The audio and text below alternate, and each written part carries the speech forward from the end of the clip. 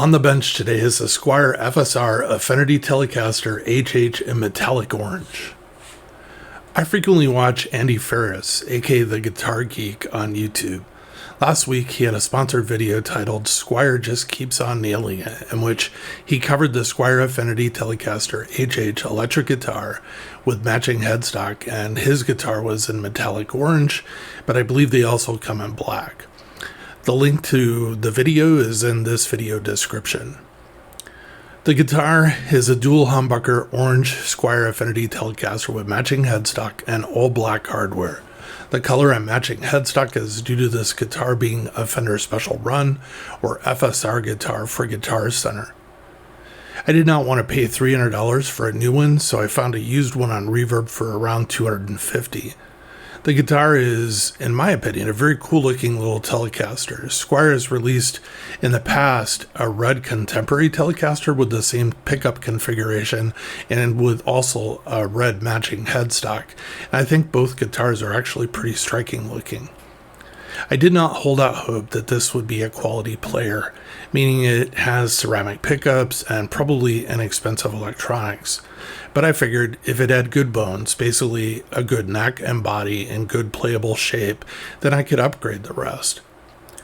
When my guitar arrived and I ran my hands up and down the fretboard, I must admit that it was the worst fret sprout experience I had had in a long while. Plus, the satin finish that they describe in the factory specifications on the back of the neck is pretty much non-existent. In Andy's video, he mentions a rough back of the neck and surmised it was dust. I also had a very rough back of the neck. It was not dust, however. It was just unsanded wood. I checked for fret rocking and was amazed to find nothing. I pulled the neck from the body and used a StewMac fret and beveling file, and going in one direction, I filed both sides of the fretboard until the sprouting was gone. In the video that StewMac makes showing how to use this file, they mention that when you're filing the metal, the sound will actually be different. When the sound changes, you need to stop because you're at the wood. It's true, the noise and tone of the file does abruptly change when you're no longer hitting the metal. Link to the video is in this description. I live in a very dry climate for most of the year in Northern California. Fret sprout for me is a real problem. The file from StewMac is not cheap at $62, but it is quality and will last me a lifetime of use, so the investment is worth it, and I've put a link if you want to take a look at it on their website. I sanded and steel wooled the back of the neck.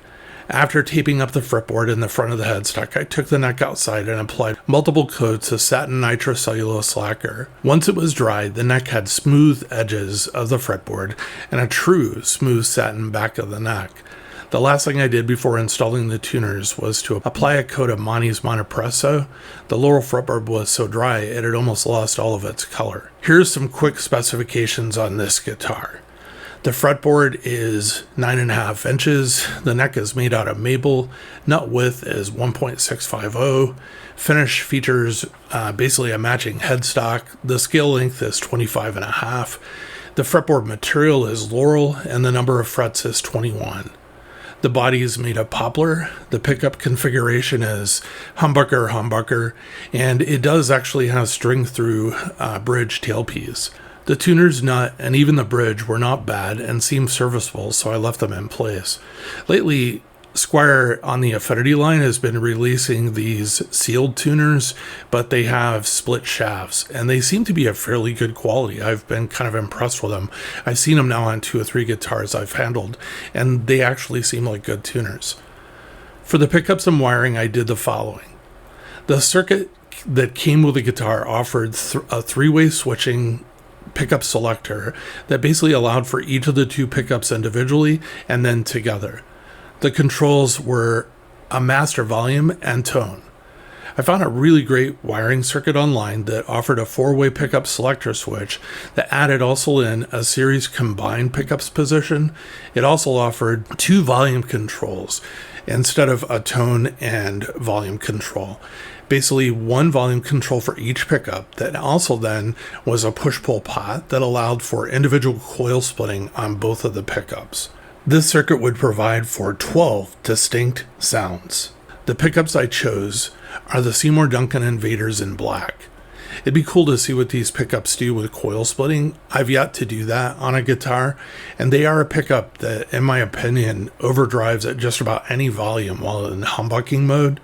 I was interested to see what they would sound like in a single coil mode. The wiring harness took me a couple hours to build. The two Borns 500K push-pull pots can be a challenge, not only to see the small post, but also solder wires that sometimes are larger than the posts themselves. Taking my time and wearing better glasses definitely helped. I was amazed to find that the circuit worked the very first time I checked it on the amp. I had expected to find some mistake with as many guesses that I had to make with the diagram. In the end of the video, you see me take out the control panel from the guitar and reverse it. The instructions didn't mention that it was actually a reverse wiring circuit, and the two volume controls need to be in the front, and the 4-position switch needs to be in the back. I have to say, I have not been this happy with the outcome of building out a wiring harness and pickup combination in a long while. The coil split sound of the Invaders makes this pickup, in my opinion, much more versatile than I had ever thought prior. You can really get a nice clean sound out of these pickups. Every position of the 8 different choices is different and distinct. This is not only a great looking and unique guitar, but now it's also a wildly cool sounding guitar that could be used in so many different styles of playing and genres.